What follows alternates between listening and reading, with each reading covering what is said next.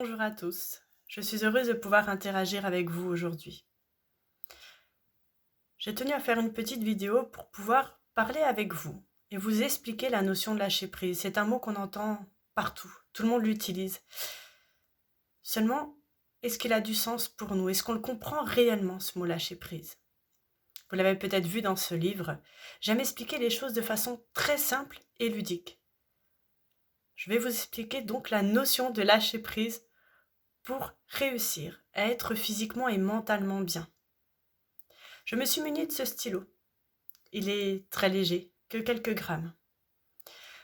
Il est léger, c'est un fait. Ceci étant, si je prends un petit peu de recul, que je tends ce stylo droit devant moi, et que je reste dans cette même position, 1 heure, il commencera déjà à être un peu plus lourd. 2 heures, 3 jours, 1 mois, c'est impossible. Que va-t-il se passer avec ce stylo? Je vais le lâcher.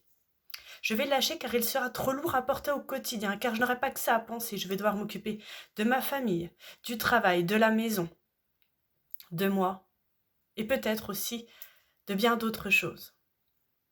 Le lâcher-prise, c'est quoi?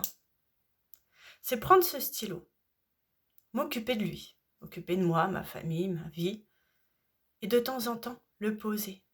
Le poser pour que je puisse faire autre chose, pour que je puisse me retrouver moi.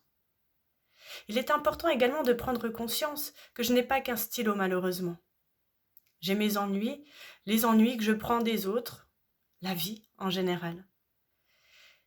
Il faut savoir que tenir le stylo de l'autre, de ma famille, est très bien.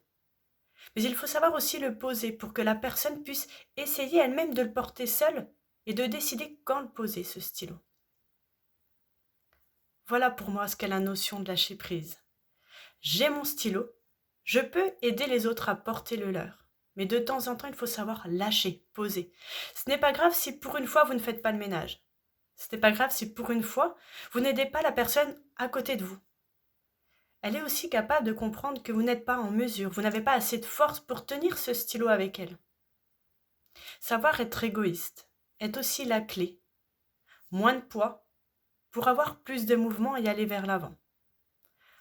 J'espère que cette explication a été claire pour vous et je vous souhaite une bonne lecture dans ce livre et avoir répondu à certains de vos questionnements.